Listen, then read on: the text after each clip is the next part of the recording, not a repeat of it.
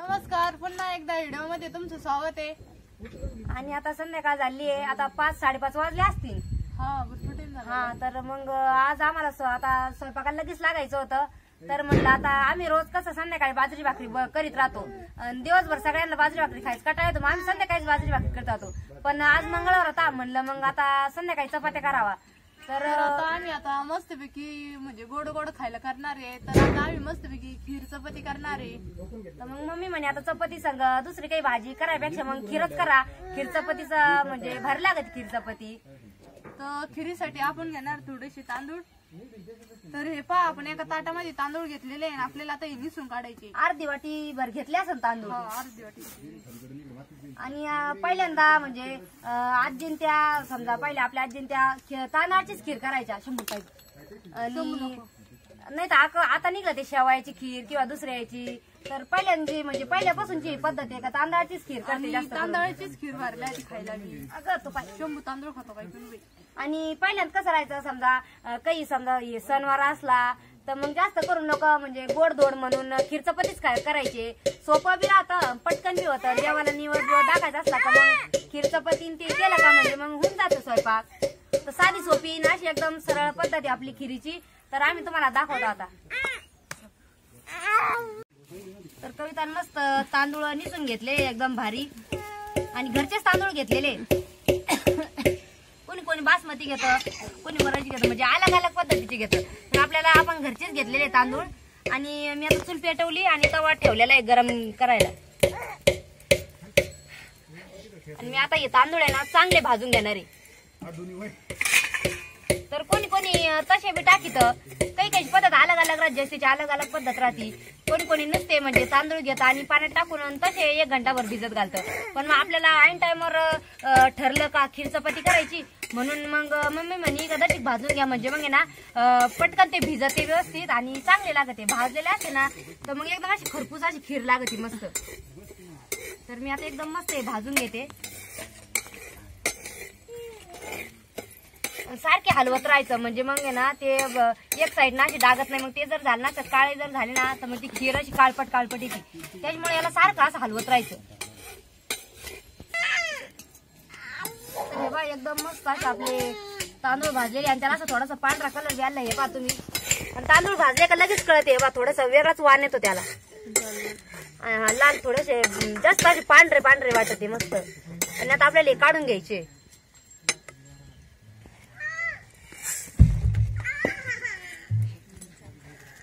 तर मी आता एका प्लेट मध्ये काढून घेतले आणि आपल्याला आता याच्यात पाणी टाकायचंय. गरमच आहे ते आता.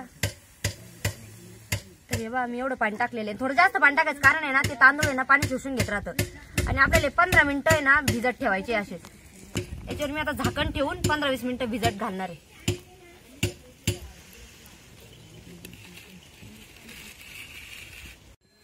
चला, तर आपण आता तांदूळ पण भिजत घालून घेतलेले आणि आपल्याला ते 10-15 मिनिटं ठेवायचे भिजत घालून. तोपर्यंत आपल्याला खिरीसाठी काय काय लागतं. तर हे बघा आपल्या खिरीसाठी लागतं खोबरं. तर मी ना खोबऱ्याचे एकदम पातळ कापून घेणार आहे. आणि कोण कोण किसून टाकतं, मी थोडेसे किसून टाकणार आहे. आणि थोडंसं हे असे पातळ काप एकदम असे हे बघा एकदम पातळ असे कापून घेणार आहे.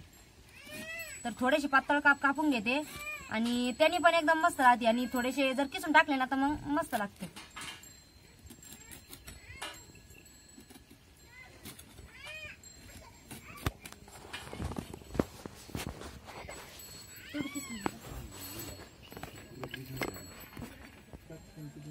तर मी एवढे खोबरं आहे ना थोडंसं पातळ कापून घेतले आणि मला थोडेसे ना किसून पण टाकायचंय खोबरं फोडणीसाठी. आणि आपल्याला आता चवीसाठी एकदम म्हणजे चांगली चव येण्यासाठी आपल्याला थोडीशी इलायची टाकायची आहे. तर मी 5-6 बिया घेतलेल्या इलायचीच्या.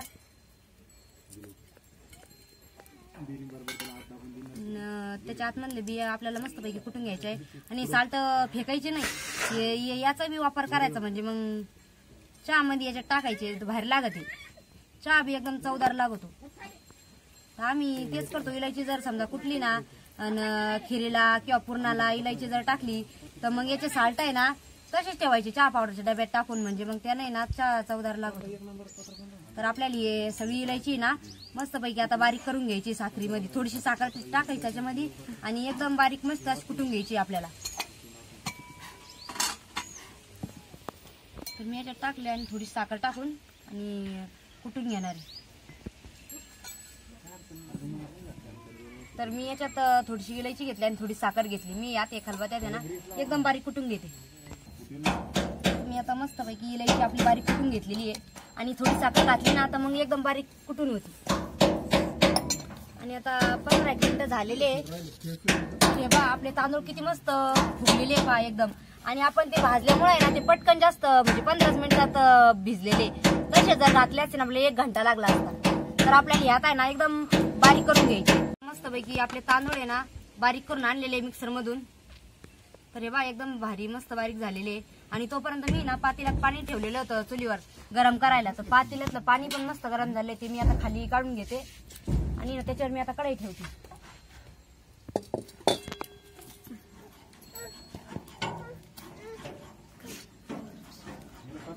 चूल बी चांगली पेटलेली आहे आणि कढई ठेवली होती मी आणि कढईमध्ये तूप टाकलेलं आहे आणि तूप बी चांगलं पगळलेलं आहे. आपल्याला त्याच्यात ना खोबऱ्याचे काप टाकून घ्यायचे.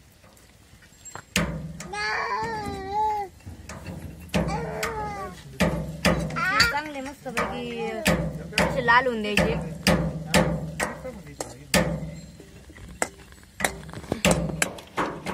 तर आता आपलं खोबरं बी मस्त लाल झालेलं आहे. तोपर्यंत मी याच्यात ना पाणी टाकून घेते चांगलं आणि ते गोळे नाही होत काही नाही.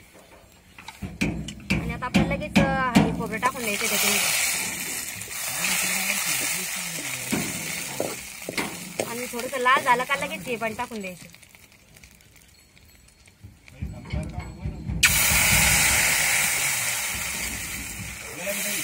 आणि त्याच्यात आहे ना हलवत राहायचं म्हणजे मग ना गोळे वगैरे काही होत नाही. आणि पाणी गरम केलेलं होतं ना ते त्यात टाकून द्यायचं.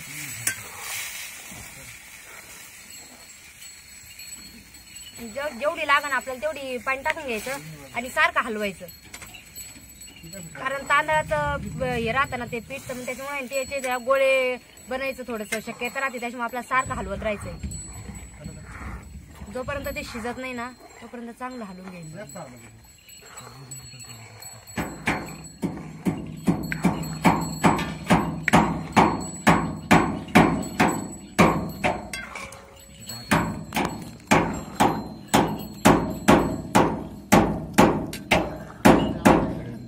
आपण तेवढं म्हणजे थोडं पाणी टाकून घेतलेलं आहे आणि एवढी खीर आपल्याला बनवायची.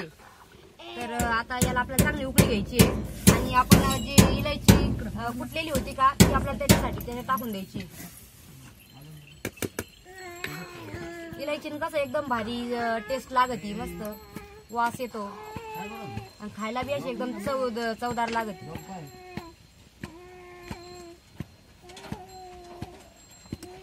तर त्याला 5-1 मिनिटं उकळी घ्यायची मस्त आणि मग नंतर त्याच्यात साखर टाकायची आपल्याला. 5 मिनिटं झालेले आणि आता याला थोडी थोडी उकळी यायला लागली. तर मी आता आहे ना याच्यात साखर टाकून घेणार आहे. तर मी एक मोठी प्लेट भरून साखर घेतलेली आहे आणि आपल्याला याच्यात साखर टाकून घ्यायची आहे.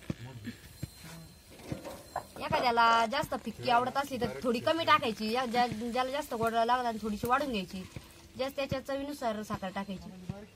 तर आपल्याला एकदम असे सारखे हलवत राहून आणि साखर पगळेपर्यंत हलवत राहायचंय. फक्त गोळे होऊन नाही द्यायचे, कारण मग ते गोळे झाले तर ते चांगले नाही लागत, मग ते पिठळ पिठळ लागत. आणि असे सारखे हलवत राहायचं खिरीला. चला आता आपली मस्त पैकी खीर एकदम भारी अशी उकळलेली आहे. उकळी बी आली त्याला आणि एकदम घट्ट पण आलेला आहे बघा.